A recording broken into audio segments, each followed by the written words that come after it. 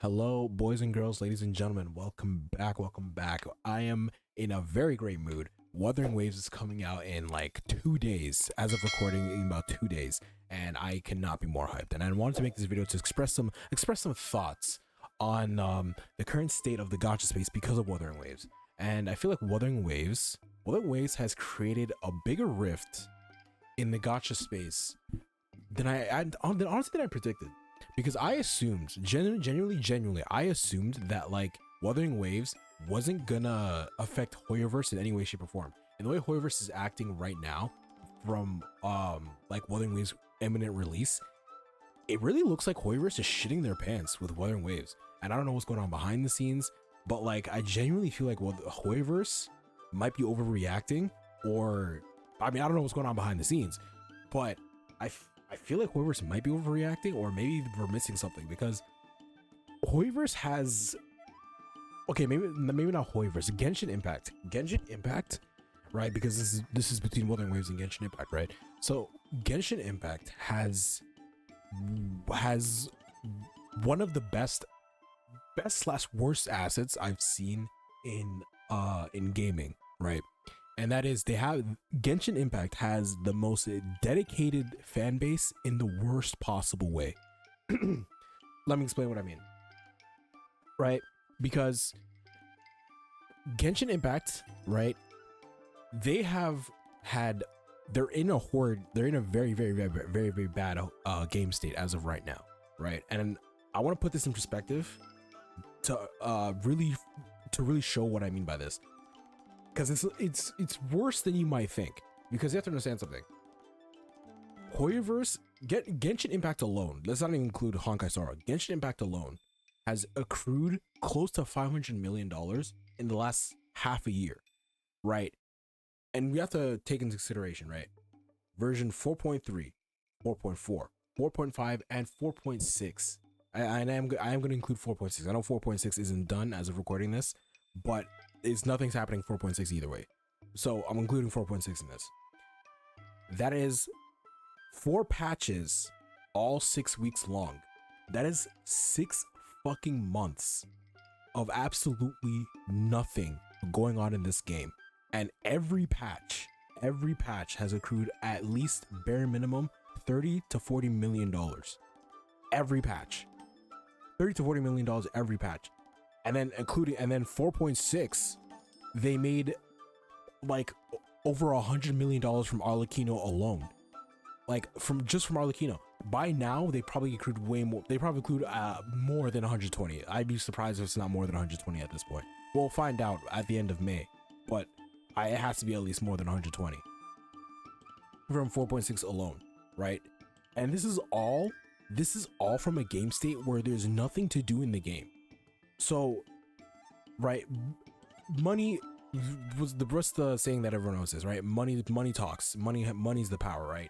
If you stop spending money on a game, if you stop spending money on a product and spend it on the competitor, well, obviously you think that they change course and be like, okay, our competitors taking our market and taking our fan base, we need to change that. So we need to up ourselves so that our customers will come back, our consumers will come back, and they'll spend money on us.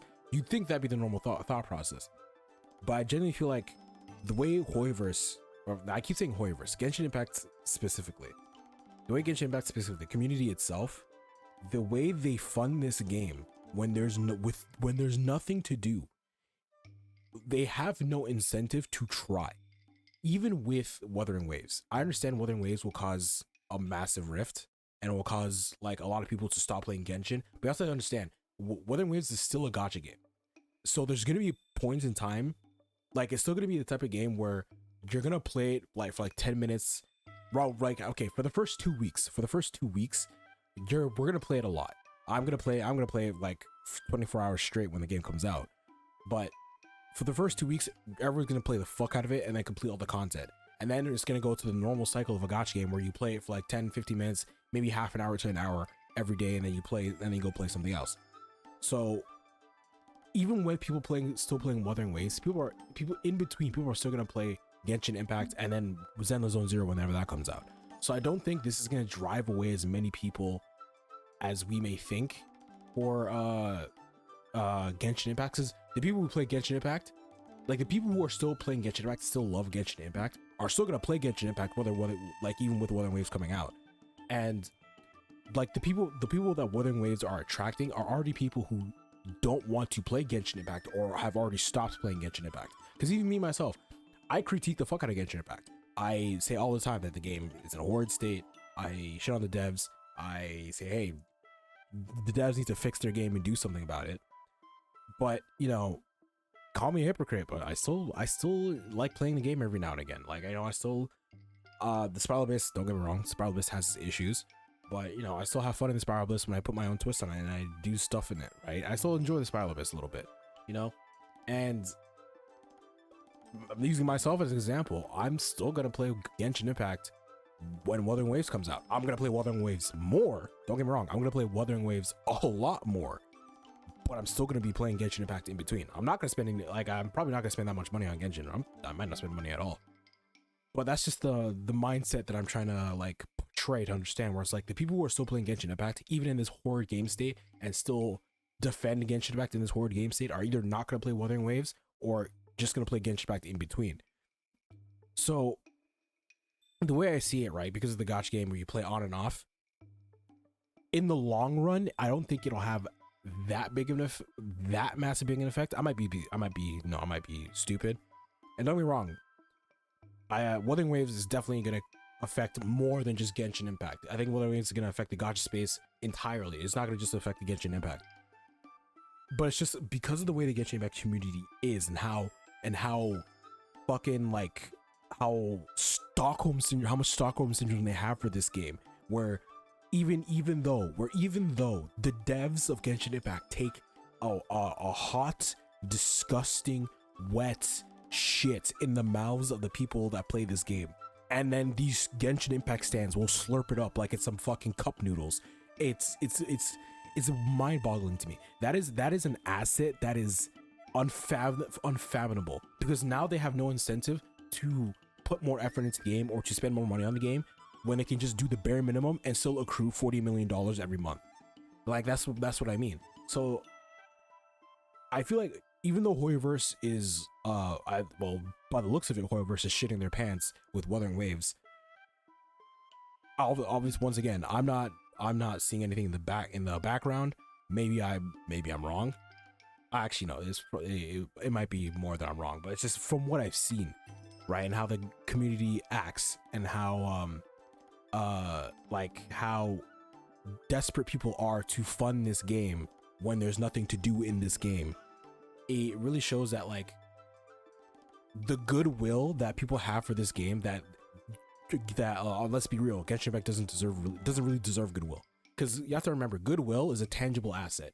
Goodwill is the assumption that when you're in some kind of PR scandal, when your business is in some kind of PR scandal, or in some kind of like situation, it's a tangible asset to where the amount of people, where you're gonna have faithful customers that will still buy your product even if shit hits the fan, right?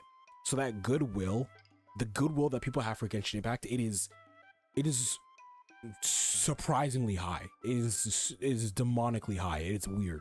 It's to the point where it's weird. Like, the amount of people that stand for this game, even though they just shit in your mouths, it's weird. But it's also a very good asset to Hoyoverse. It really is. Like, it is a massive asset to Hoyoverse. To have a community that's willing to spend thousands of dollars, close to millions, like thousands of dollars on a game that gives you nothing. There's no turnover rate. There's nothing. They give you nothing. It's mind-boggling.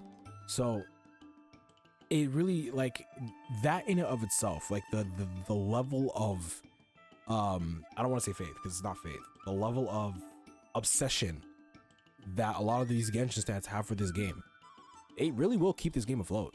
Like, Genshin Impact makes way too much money for it to be worried about Wuthering Waves. I really do feel like that is. Now this is, well, once again, this is before release. So, right, this is all pre-release of Wuthering Waves, right? So only time will tell if Wuthering Waves will truly change Genshin Impact. I really don't think it will. I mean, Hoyoverse is releasing a quote unquote end game for 4.7. I have no faith in that it's going to be any good. Hoyoverse, or the Genshin Impact dev team, has given me no reason to believe that they actually know what they're doing when it comes to designing fun combat. Or even like not even the combat. It's just the okay. That's a whole different topic. The combat. They've given me no reason to believe that the end game is going to be any good. That's the point I'm trying to cross. So even with that, and then the whole contracts leaks, which I believe to be real. I think it's been corroborated by a bunch of other CCs. I believe it. It's real. Even with the leaks of that contract, I genuinely believe, like, obviously time will tell. Time will tell.